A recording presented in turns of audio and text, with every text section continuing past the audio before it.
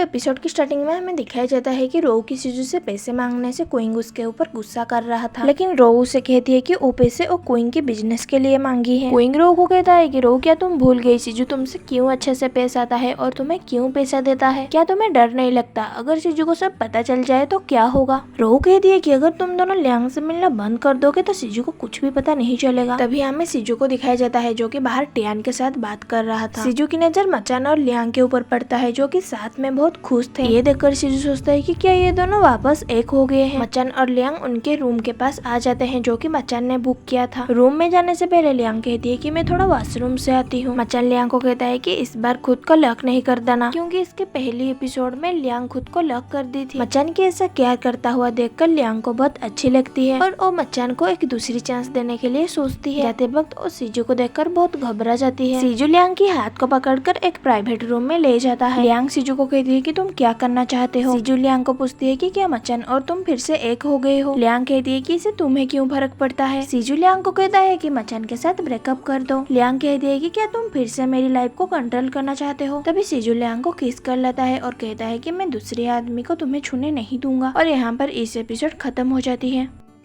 तो एपिसोड 1 की स्टार्टिंग में जाओ मोटेन गुआओ को मैरिज के लिए पूछ रहा था, तभी गुआओ उसकी बात में राजी हो जाती है। ये देखकर गुआओ की बड़ी बहन को गुस्सा आती है क्योंकि वो भी जिया मोटेन को पसंद कर रही थी। प्रपोज के बाद गुआओ जिया मोटेन को अपने टेंट में जाने के लिए कहती है। जब दोनों टेंट में थे गुआओ की बड़ी बहन वाइन लेकर दोनों को कंग्रेचुलेट करती है। उसके बाद दोनों वाइन पी लेते हैं। गुआओ की बड़ी बहन जिया मोटेन को उसके साथ उसकी टेंट में जाने के लिए कहती है कुछ इंसेक्ट को भगाने के लिए। जाते वक्त जिया मोटेन गुआओ को कहती है कि मैं जल्दी लौट आऊंगा, तुम मेरे लिए इंतजार करना। वाइन पीने के बाद गुआओ को कुछ अजीब से फील होने लगती है। गुआओ की टेंट के अंदर एक आदमी घुस आता है। गुआओ उस आदमी को जिया मोटेन सोचकर उसके साथ इंटीमेट हो जाती है। सुबह जब गुआओ उठती है वो देखती है कि जिया मोटेन उसके पास नहीं थी और वो आदमी भी वहाँ से चला गया था। तभी गुआओ को उसकी बड़ी बहन यानी कि गुमेई की आवाज सुनाई देती है। ये सुनकर गुआओ भाग के गुमेई की टेंट की तरफ जाती है। टेंट में गुआओ जिया मोटेन और गुमेई को साथ में देखती है कि जिया मोटेन उसके साथ नहीं थी बल्कि वो तो गुमेई के साथ थी और उसके साथ ही सोई थी।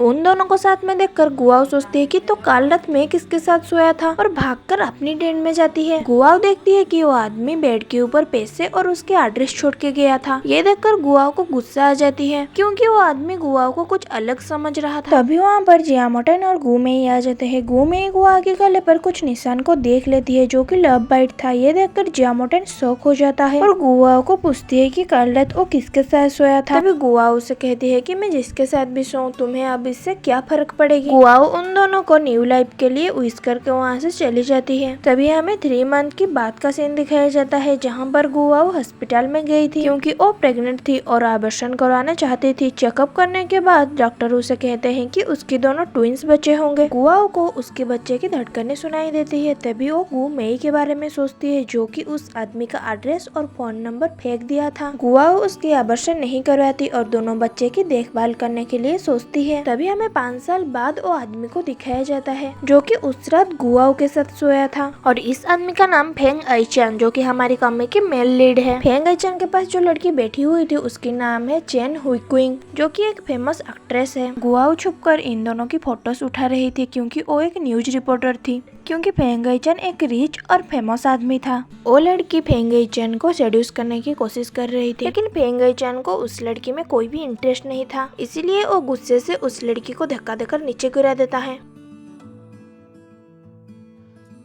तभी वो लड़की रोते हुए वहाँ से चली जाती है। फेंग आईचान इतने सारे लड़की के साथ टाइम स्पेंड करने के बाद भी उसके दिल में किसके लिए फीलिंग्स क्रिएट नहीं हो पाती, इसलिए आईचान बहुत परेशान होकर खुद को गे समझ लेता है। तभी फेंग आईचान को कुछ आवाज सुनाई देता है। वो देखता है तो वहाँ पर गुआओ बैठी हुई थी जो कि वहाँ पर जो भी हुआ अपनी डायरी में नोट कर रही थी। ये देखकर फेंग आईचान को बहुत गुस्सा आ जाता है। गुआओ आईचान को देखती है तो सोचती है कि ये तो मेरे बेटे जैसा दिखता है। गुआओ उसे कहती है कि मैंने कुछ नहीं देखा। आईचान गुआओ को उसकी सारी फोटोज डिलीट करने के लिए कहता है, लेकिन गुआओ उससे छुटकारा पाने के लिए बातें बनाकर वहाँ से चलने लगती है। लेकिन आईचान गुआओ की कैमरा छीनने की कोशिश करता है। तभी गलती से दोनों एक दूसरे की बहुत क्लोज हो जाते हैं। गुआओ को छूने के बाद आईचान को बहुत अच्छा लगता है और वो बहुत खुश हो जाता है और कहता है कि मैं एक गे नहीं हूँ। ये सुनकर गुआओ सोचती है कि ये तो पागल हो गया है। इसी वक्त गुआओ वहाँ से भागने की सोचती है। तभी आईचान उसे पीछे से बुलाकर कहता है कि तुम पिक्चर को रख सकती हो। ये सुनकर गुआओ बहुत खुश हो जाती है और आईचान को थैंक्स बोलती चुकी है। एइचान उसे कहता है कि मैं तुम्हें फिर से छूना चाहता हूँ। ये सुनकर गुआओ को बहुत बड़ा झटका लगता है। तो गाइस ये थी आज के लिए। अगर वीडियो आपको अच्छी लगी तो वीडियो को लाइक कर देना, चैनल को सब्सक्राइब कर देना और कमेंट सेक्शन में कमेंट कर देना। तो मिलते हैं नेक्स्ट एपिसोड में।